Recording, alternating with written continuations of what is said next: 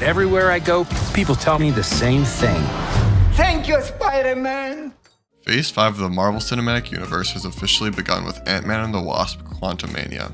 This one is very important because it sets up the story for years to come. For starters, the movie was beautiful. They did a great job making the quantum realm seem alive while keeping the wacky visual style that was shown in the previous Ant-Man movies. There were a lot of never-before-seen creatures flying and crawling around, new vegetation, and tons of cool visual effects in the sky that really drove home the idea that the quantum realm is nothing like what's been seen in the MCU before. More importantly, a few more characters were introduced, one of which will be extremely important for the future of Marvel. Kang the Conqueror is the big villain that appears in Quantumania that will now be the main villain of the MCU. He Who Remains from the Loki series was a variant of Kang the Conqueror, which will be very important later. I've seen a lot of complaints online about this character, but I really enjoyed him. I thought his backstory was explained pretty well for being his first official appearance, and the character felt like it could have depth without actually going into much detail in the film. They made him seem extremely powerful and set him up well to be a very real threat to the Avengers. With that said, the most important part of all of this is that there are many different variants of Kang that will appear, causing a real problem for the multiverse. Another character introduced is MODOK, and he's working with Kang in the quantum realm basically as his killing machine. The person behind the mask turns out to be Darren Cross, the guy that was Yellow Jacket in the first Ant-Man movie.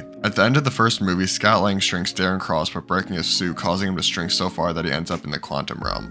He would eventually find it beneficial to work with Kang in the quantum realm. I like what they did with MODOK in this one because they kept his comical charm that he typically has in other iterations of the character. The main problem I have with him is that he doesn't seem to have the mindset of wanting to be in control all the time that is usually common with MODOK, but besides that I thought he was fun to watch and had really cool weapons, so he made a good villain for the movie. The last new main character is Cassie Lang, who isn't really a new character, but for the first time actually has a role in this movie. She's grown up quite a bit and now wants to help anyone she can. It's shown pretty much immediately that she built a transmitter that communicates with the quantum realm, which begins the plot of the movie. She also has her own Ant-Man style suit this time around, so she starts to be a part of the action and can make decisions for herself that she couldn't before. She was interesting enough for another hero character, but I didn't really think she was all that fun to watch, although that was largely because she's just learning how to use her suit, which makes sense. The rest of the normal Ant-Man characters like Scott, Hope, Hank, and Janet were good in this, but nothing crazy.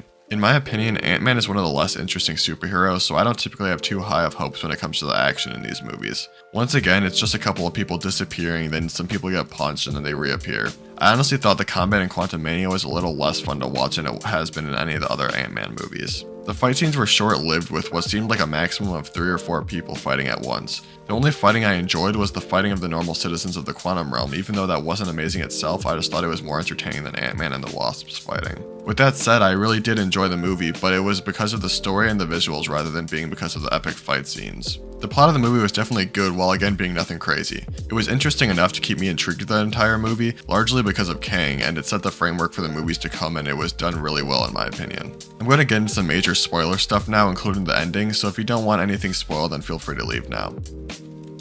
I had one major complaint with this movie that stuck with me for a while after watching, and that was the ants. In the last couple Ant-Man movies, the ants were a pretty big part, and it was explained what was going on with them. This time I didn't feel like they were explained at all, and what was explained was so short and had very limited details. What makes it worse is that in the end they end up being such a huge part. They end up taking Kang down, or at least weakening him enough to fight Scott. Hank's explanation of them living thousands of lives on their way into the quantum realm was majorly underexplained, and it felt so weird that they just were now randomly and so conveniently showed up to save the day. I just wasn't a big fan of the ants being the ones that took Kang down in general. I think it ended up being a very unsatisfying end to the fight, and after that I was kind of just thrown off for the rest of the movie.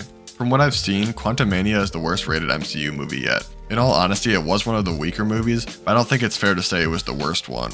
In my opinion, Eternals was significantly worse, and I don't think there is any way to rate Quantumania worse than that. At the end of the day, so many of the MCU movies are great that it's not that hard to be one of the worst ones. Just because it might be the worst rated doesn't mean it's a bad movie. It was still fun to watch like most superhero movies are. Thanks for watching.